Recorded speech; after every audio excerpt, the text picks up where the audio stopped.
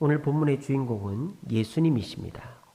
예수님은 오늘 이 자리에 나오신 저와 여러분들처럼 기도하러 겟세마네 동산에 가셨습니다.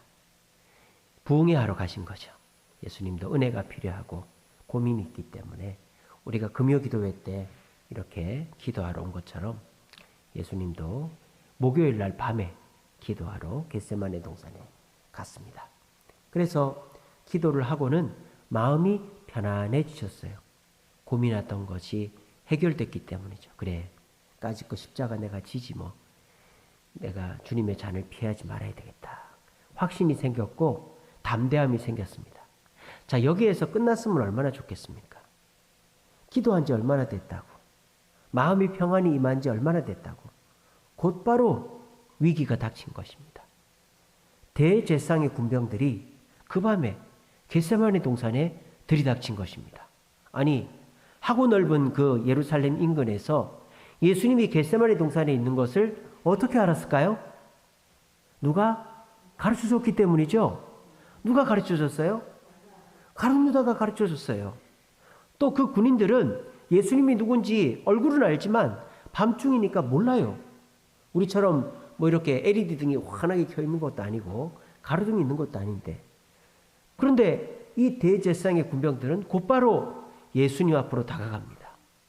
어떻게 해서 알게 됐을까요? 가룟 유다가 그 옆에 가서 선생님 안녕하세요 하며 볼에다 입을 맞췄기 때문에 빼도 박도 못하게 됐죠. 어디 도망갈 틈도 없어요. 좀 숨 쉴 틈이라도 주지. 기도한 지 얼마나 됐다고. 이제 은혜 받고 좀 편안할 만한데 갑자기 군인들이 들이닥치더니 그 군인들이 곧바로 예수님께 다가와서 예수님을 잡아가려는 것입니다. 이 생사가 달려있는 상황이죠. 쥐도 어떻게 합니까? 코너에 몰리면 고양이를 문다 그랬어요. 이처럼 우리가 평소에 얌전하던 사람도 자기 목숨이 달려있으면 그런 거 없습니다.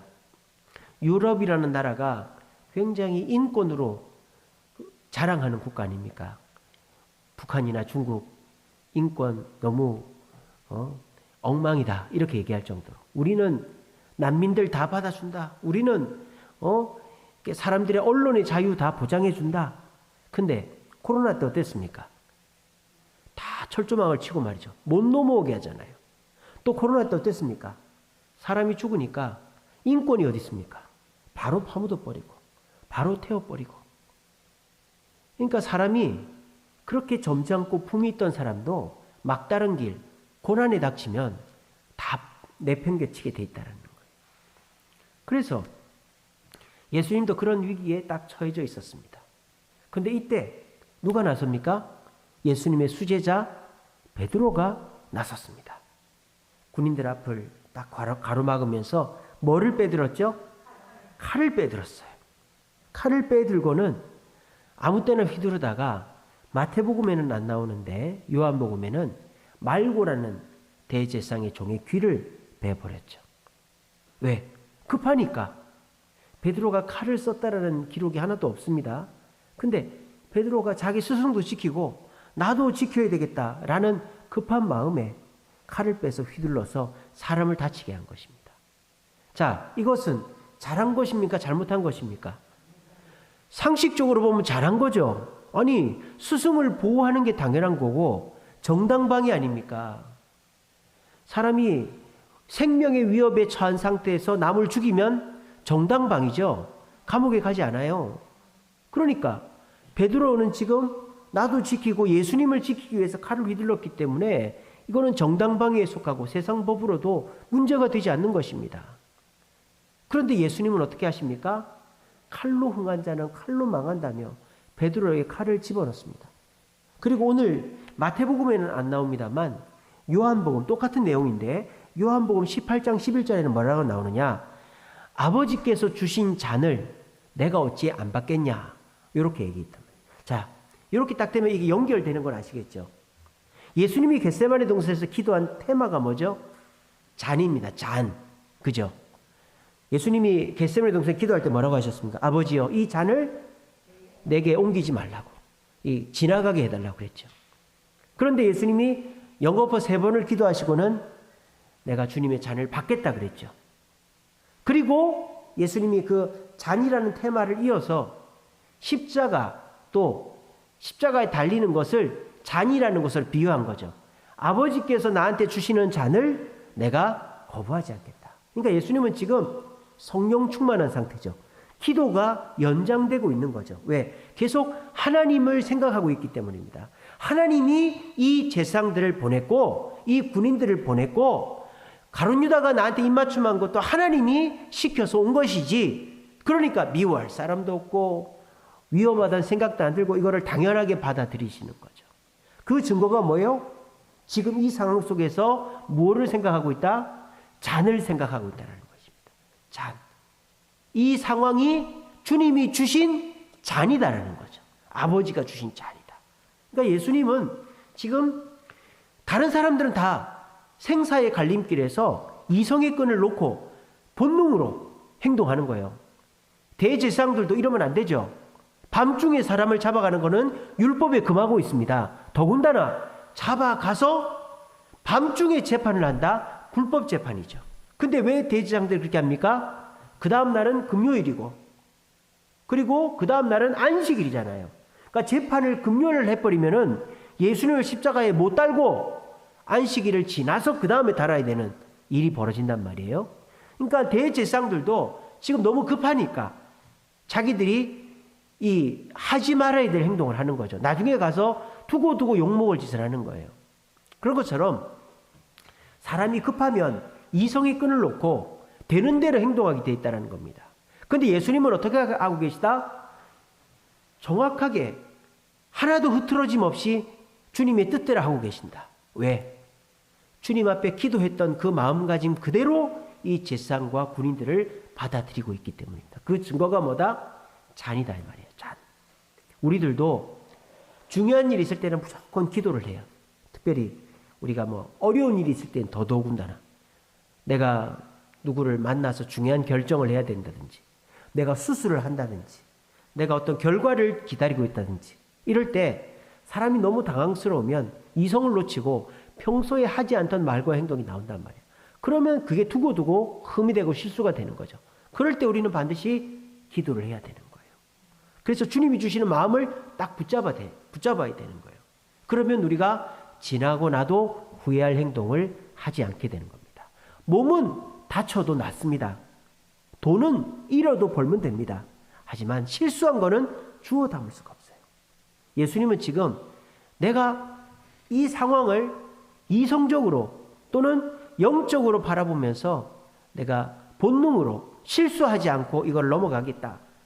어떻게 해서? 겟세마네 동산에서의 그 기도, 주님의 잔, 이걸 묵상하면서 이 상황에서 전혀 흐트러짐 없이 실수를 안 하고 계신다는 것입니다.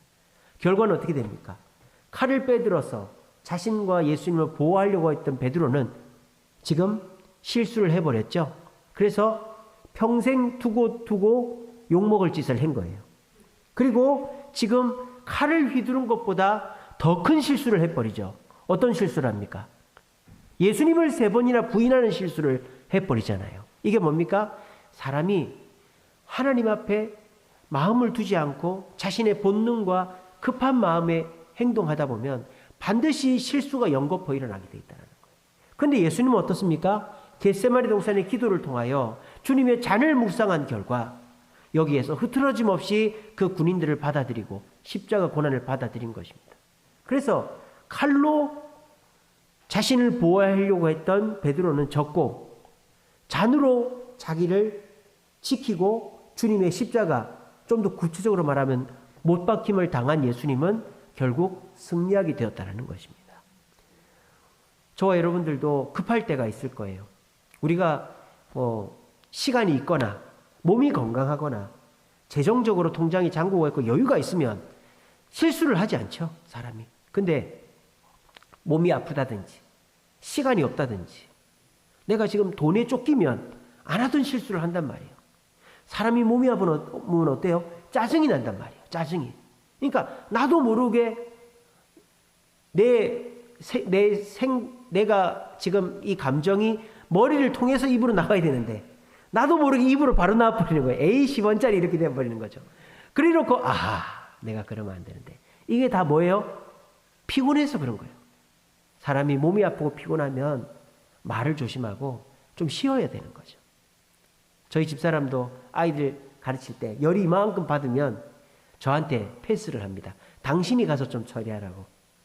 그럴 때 제가 이해를 하죠. 아이, 저 사람이 어려운 거 나한테 맡기네. 그게 아니고 집사람이 이 상태로 뇌로 안 올라갔다가 입으로 바로 나가면은 애들 가슴에 못 박을 얘기를 하기 때문에. 애들이 또 그런 것만 기억을 해요. 엄마 전에 그런 얘기 했잖아요. 참, 저거들이 열받게 한 건 생각도 안 하고 말이죠. 그래서 그래요. 그러니까 사람이 너무 몸이 힘들면 내가 생각지도 않은 말이 나가는 거예요. 또 사람이 너무 시간이 없으면 차서거건 하죠. 그죠? 시간이 없으면 사람이 실수를 하는 거예요. 양말도 거꾸로 신고 바지 위에다 팬티도 입고 말이죠. 시간이 없으면 목사님들이 설교 딸이 오는데 바지 안 입고 이렇게 양복만 입고 서는 분들도 계시다 그러는데 저는 아직 그럴 나이는 아닌가 봐요. 한 번도 그런 적이 없는데 만약에 교회 사택이 여기 있으면 아마 그럴 때가 그런 꼴을 제가 보여드릴 날이 있을란가? 예, 바지는 팬티, 트렁크. 저는 한 번도 그런 적은 없습니다만. 시간이 바쁘면 사람 실수를 한다. 또 통장에 잔고가 없으면 사람이 막 쫓긴다는 거죠. 저도 이제 여행을 가면 돈이 없으면 애들이 뭐 이거 사줘 저거 사줘 이러면 마음이 쫓겨요. 돈이 없는데 없다는 얘기는 못하고 안 돼, 안 돼. 여행 자체를 망쳐버리는 거예요. 근데 이제 제가 이제 담임 목사가 되고 나니까 교회에서도 휴가비를 주시고 또 성도님들이 휴가 잘 다니려고 돈을 주시니까 휴가가 여유가 있는 거예요. 그러니까는 애들이 사달라는 것도 사주고 어디 입장도 하고 숙소도 괜찮은데 잡고 그렇게 하는 거죠. 그래서 내가 이제 아이들한테 뭘 다 해줄 수 있구나. 너무 마음이 뿌듯한 거예요. 이런 것처럼 사람이 실수를 왜 하느냐? 사람이 왜 해서 안 되는 말, 해서 안 되는 행동을 하느냐? 그만큼 절박하고 생사의 갈림길에 있기 때문입니다. 그런데 그 순간이 우리에게 굉장히 중요하다는 것입니다. 그 순간이. 자, 보세요. 칼과 못의 공통점이 있습니다. 칼과 못은 둘 다 날카롭죠. 그죠? 가까이 하면 누군가는 다쳐요. 칼과 못. 그리고 이 칼과 못은 또 어떤 공통점이 있느냐? 심판의 도구죠. 심판의 도구. 칼로 누군가를 심판하고 못으로 박아서 심판하고 칼과 못은 심판의 도구입니다. 그리고 칼과 못의 공통점이 또 하나 있죠. 누군가는 희생을 해야 된다는 거예요. 누군가는 다치거나 죽거나 해야 된다는 거죠. 그런데 이 칼과 못은 전혀 다르게 쓰일 수 있습니다. 어떻게 하면? 방향이 바뀌면. 칼이 남을 향하면 남을 해치는, 남을 심판하는 도구가 되지만 못이 나를 향하면 남을 위해서 희생하는 도구가 될 수 있다는 것입니다. 그러니까 칼이 잘못됐다거나 못이 잘못된 게 아니고 그것의 방향이 어디를 향하는가가 중요하다는 것입니다. 칼을 들고 있는 사람도 그 칼을 칼집에 꽂으면 되는 거죠. 근데 그 칼을 들고 나를 보호하겠다고 흔들면 내가 남을 해치게 되고 남을 심판하게 되는 것입니다. 근데 나를 찌르기 위해서 오는 못을 나를 찌를 것인지 알면서도 거부하지 않고 그것을 받아들일 때 나는 힘들고 어렵고 억울할 수 있지만 그것을 통하여 누군가가 살 기회가 주어진다면 그것을 받아서 감당할 수도 있어야 된다는 것입니다. 예수님은 칼을 선택하지 않고 못을 선택했다는 것입니다. 그 결과 우리 예수님은 칼에 의해서 죽고 못에 의해서 피를 다 흘리고 끝나버린 게 아니라 다시 부활하시고 모든 권세를 회복하셨다는 것입니다. 이런 선택을 하기가 참 어렵죠. 남편이 막 싸우자고 달려들 때 아내들이 내가 이대로 있다간 지지 하고 똑같이 칼을 들고 쌍심지를 끼면 서로를 다치게 하는 것이죠. 또 사고가 났을 때 내가 손해를 덜 보겠다고 서로가 날카로운 말로 서로를 공격하면 그 싸움은 길게 갈 수밖에 없는 것이죠. 그리고 그게 해결이 돼도 그 두 사람은 절대 회복이 되지 않는 것이죠. 그리고 내가 손해를 덜 보기 위해서 내가 어떻게 하면 누군가는 어마어마한 손해를 볼 수밖에 없는 것입니다. 이처럼 우리가 이렇게 내가 절체절명의 위기에 놓였을 때 어떤 선택을 하는가가 나도 살고 남도 살든지, 아니면 나만 살고 남은 죽든지, 아니면 둘 다 죽든지 하는 결과를 가져오게 돼 있다는 겁니다. 근데 이 상황은 쉬운 것이 아니죠. 우리가 남을 희생하지 않고 나도 희생하지 않으면 제일 좋겠지만, 이런 상황은 누군가 한쪽은 희생을 당해야 되는 거예요. 그럴 때 과연 나를 희생하고 남을 살릴 수 있겠냐 이 말입니다. 여러분들은 그렇게 할 수 있냐 이 말입니다. 그런데 우리는 그렇게 해야 된다는 것입니다. 그렇게 해야만 문제가 해결이 된다는 것입니다. 우리 가정에서 남편이 칼을 들고 올 때 나는 못을 들고 내 손에 못을 박을 수 있어야 됩니다. 자녀들이 가시돋친 말로 나에게 쏘아붙일 때 나는 그 가시를 맞을 마음이 있어야 됩니다. 그리고 내가 전도를 할 때 이웃들이 나한테 비난을 하고 핀잔을 하고 비꼬는 말을 할 때 그 비수꽂힌 말들을 받아 넘길 수 있는 마음이 있어야만 문제가 해결된다는 거예요.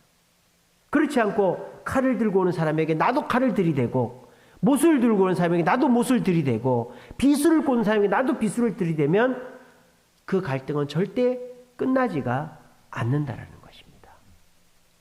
우리 예수님은 분명하게 보여주셨습니다. 네가 피해를 보라는 것이죠.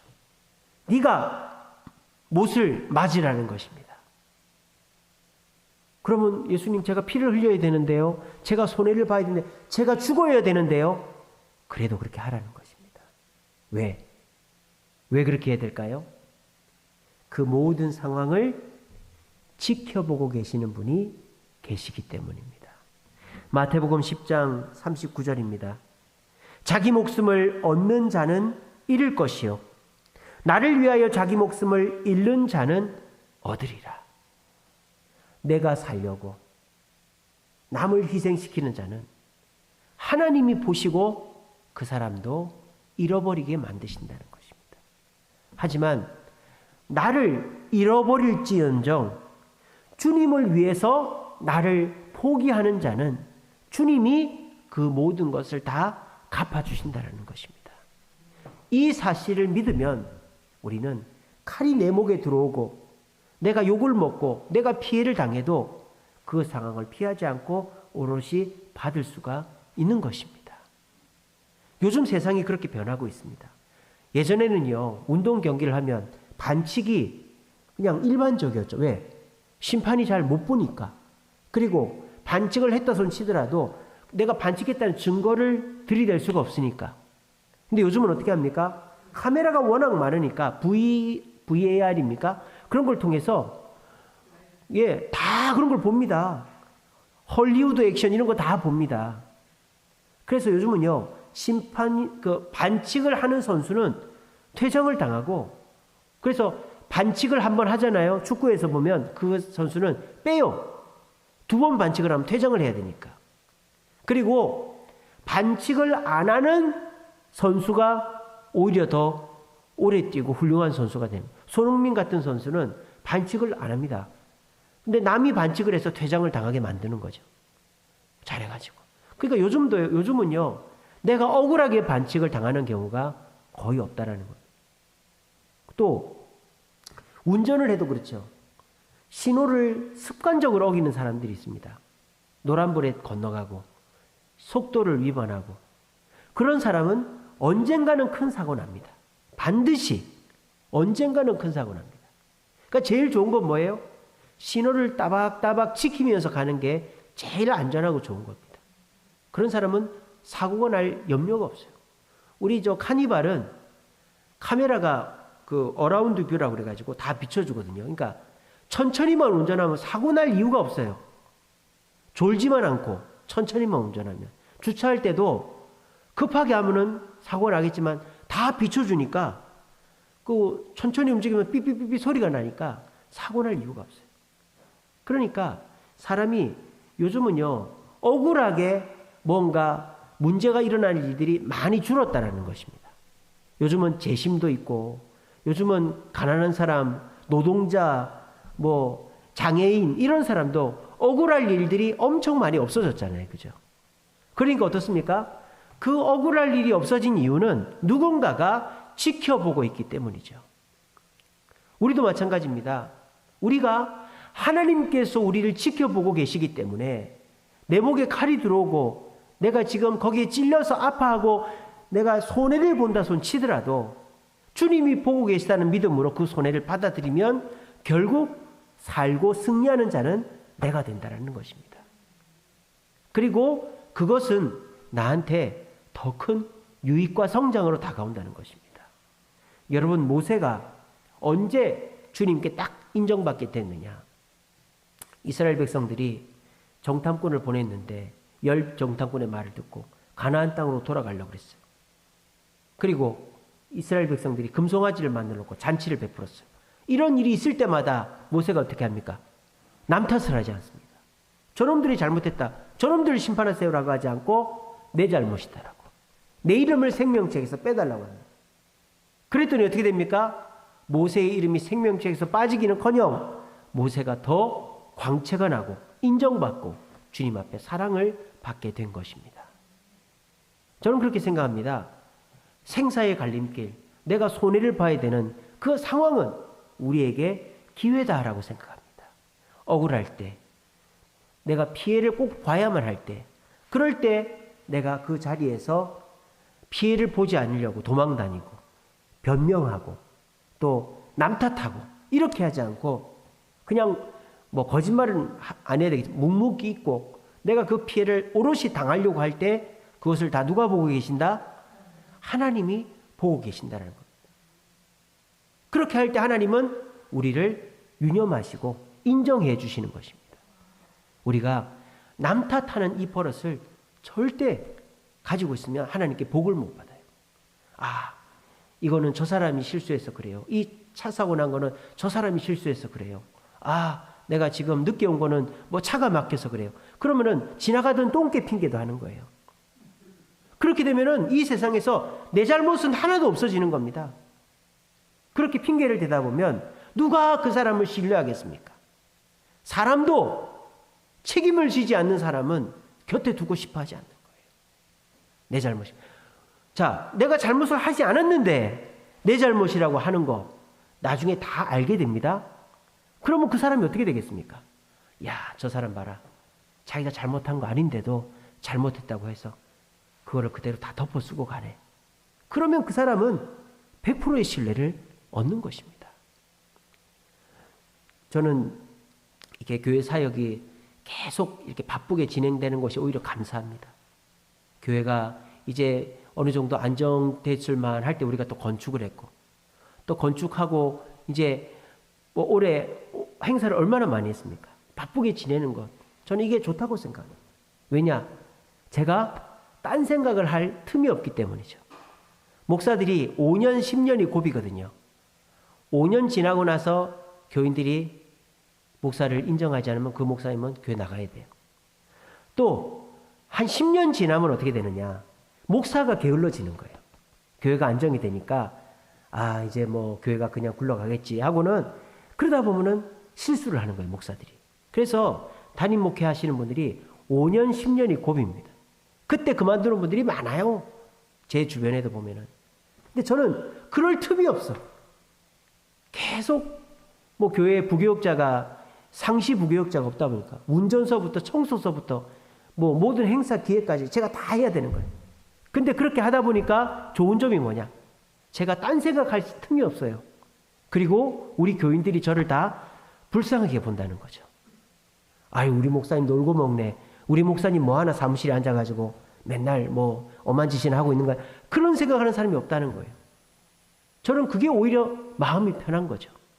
제가 사실 그렇게 하지 않는데도 오히려 제가 놀고 먹는 줄 아는 사람이 있으면 얼마나 억울하겠습니까? 근데 그게 아니라 아유, 우리 목사님 저렇게 힘들어서 어떻게 다들 그렇게 얘기해 주시니까 제가 너무너무 마음이 편안한 것이죠. 이게 뭐예요? 내가 차라리 억울한 일을 당하고, 내가 차라리 힘든 일을 당하고, 내가 차라리 한 번 더 움직이는 것이 내 마음이 편하고 사람들로부터 인정받는 기회가 되고 하나님이 축복을 해주는 기회가 된다라는 것입니다. 저는 새벽마다 그렇게 기도합니다. 하나님, 너무 힘듭니다. 11월 8일 날 제가 법원에 가야 돼요. 재판이 잡혔어요. 그래서 하나님, 저는 법적으로 잘못한 것도 없는데 왜 제가 법원에 가야 됩니까? 별의별 생각이 다 듭니다. 근데 저는 오히려 하나님 앞에서 그렇게 기도합니다. 하나님, 저한테 이 사명을 맡겨주셔서 감사합니다. 맡겨주셔서 감사합니다. 내가 그냥 수많은 목사들처럼 그냥 평범하게 목회할 수도 있는데 교회를 개척하게 하시고 교회를 건축하게 하시고 내 잘못이 아닌 일에 내가 책임을 지고 칼을 맞게끔 해주신 거 감사합니다. 그렇게 기도합니다. 그리고 저는 기대합니다. 이것을 통해서 내가 망하든지 또는 손가락질을 당하는지 아니면 내가 주님 앞에 사람들 앞에 인정받고 이 모든 일이 더 잘 되게 될지 기대하는 마음이 저한테 있습니다. 오늘 이 자리에 계신 저와 여러분들도 이렇게 억울한 일을 당할 때가 많을 것입니다. 그냥 단순히 억울한 것을 넘어가지고 내 자신이 희생해야 될 때가 많을 것입니다. 내가 잘못한 것도 없는데 욕을 먹고 내가 헌신하고 있는데 사람들이 알아주지 않고 내가 지금 손해를 보고 있는데 사람들은 당연하다고 얘기하고 이럴 때 참 마음이 힘든 거죠. 튀어나온 못이 망치를 만다고 그랬어요.